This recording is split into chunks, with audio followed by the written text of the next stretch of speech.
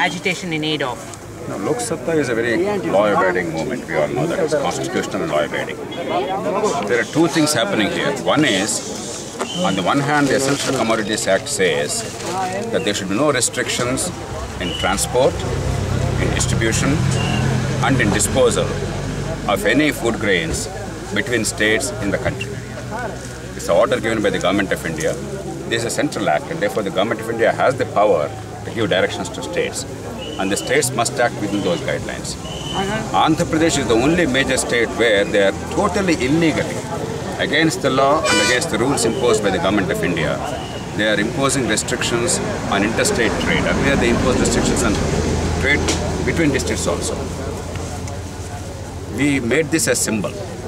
This is not the sole answer to the problems of agriculture in the country, but this is an obvious symptom, a visible symbol of what is wrong with agriculture. Very much like Mahatma Gandhi took the salt satyagraha, the issue of salt, a common man's requirement, and the taxation on that as a central issue of the freedom struggle, and that ultimately led to a massive movement in the country, and the British left the country. Now this is really a symbolic movement.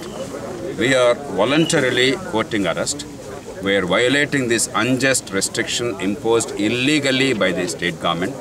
Even if they now go to Government of India, change the rules and therefore make it legal for them to arrest us, we will happily accept that. We will not protest. We will not defend ourselves in court. We will completely plead guilty. We will say, yes, we have violated our unjust restrictions. Because agriculture today is in grave distress in this country. The income per capita of those in agriculture is only 1/8 of the rest of India. And they are about 60% of the population. As long ago, a very distinguished global magazine said, it's almost as if all our leaders and officials, they have conspired against the farmers. If they have conspired to destroy agriculture, they could not have done a better job. Liberalization has come to industry, to services, but has not yet come to agriculture. Everybody knows that. There is nothing more unjust than this. In the name of the farmers, a large number of programs are initiated, but there is massive corruption and there is black marketing. In the name of consumers, in Andhra Pradesh, for instance, we have 2 crore 40 lakh white ration cards. The population is 8 crore 40 lakh.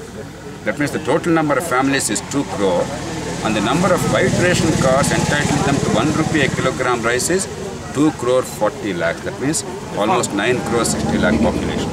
And yet there are lakhs of genuine families, poor families who don't have ration cards. About 50 to 75% of the rice distributed through the public distribution is being recycled. That means it's directly going to the black marketeers, from there to the Food Corporation of India, and the 1 rupee rice is then procured at 18 rupees by the government and again recycled in the PDS. A massive fraud is perpetrated in the name of the poor. The poor has become cannon fodder for those in government. They have become the vote banks without ending poverty. And now the Government of India says they'll come up with a food security bill. On paper it sounds nice, but what are they saying essentially?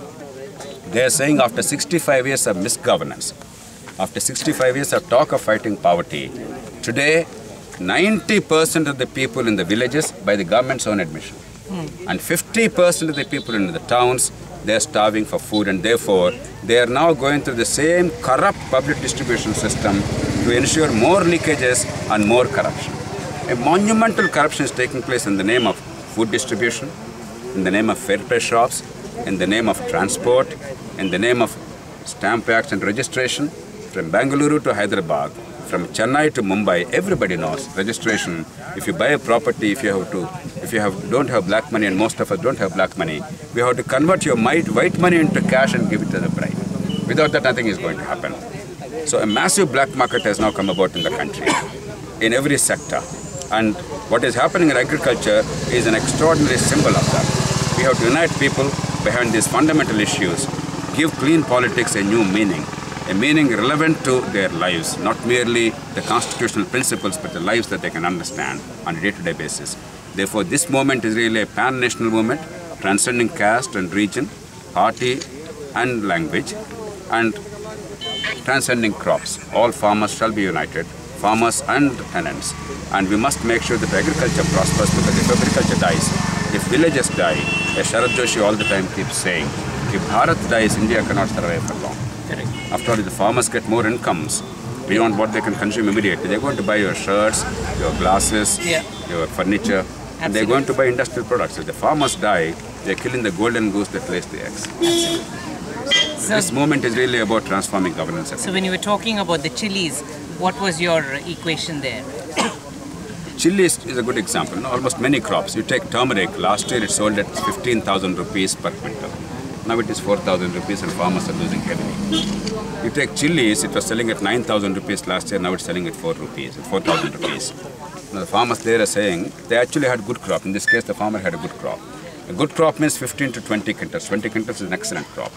But his expenditure on per acre is 90,000 rupees. When the crop is good, if he's getting a record crop of 20 quintals, he's getting 80,000 rupees sale price. He spent 90,000 rupees. How can the farmer survive? Correct. Now, the governments collect vast amounts as market cess and other kinds of taxes. In Andhra Pradesh, some 3,000 crores are the taxes collected from the farmers by the government directly. Apart from the indirect taxes of many kinds, directly from the farm and farm produce, they are collecting about 3,000 crores. If they create cold storage, tomorrow the price will again pick up. The farmer will have the staying capacity. Then you can give him pledge loans because the stock is security. Therefore, he can use it for his consumption, he can use it for the next crop. And when the price is good, he can buy. It's good for the consumer because when the price is rising dramatically, these stocks can be released into the market. And therefore, price is automatically balanced. When the price is falling, this kind of a security, this kind of a protection, the security net gives farmer a decent price. Both are benefited. Today, both the farmers and consumers are losing. The governments now try to pretend that all these regulations and corruption are because of their wonderful intentions to curb prices. It is a big lie. First of all, when the inflation in the country actually is still remaining at a fairly 7 or 8% level, agricultural commodities, there is a negative inflation. Food grains, actually, there is a deflation. Prices are falling. That means farmers' prices are increasing for purchase. Fertilizer price has gone up 2 to 3 times. Labor cost has gone up 50% to 100% in various parts of the state. But his produce is selling at less price. So it's not true that agricultural prices are actually rising, they are falling. And two, if you take the farmer's income, as I said before, it's only 1/8 of the rest of the people of the country. So there is a massive fraud in the name of curbing inflation. If the farmer is getting 35 rupees for farm produce, the consumer is paying 100 rupees. 65 rupees is the margin because of inefficient and corrupt market. And the government controls everything. So in every which way, the poor are used as cannon fodder to perpetuate poverty, to use them as vote banks. And the government has no intention, the political process has no intention to improve the lot of the poor because then their goose is cooked. They want to make politics a private business.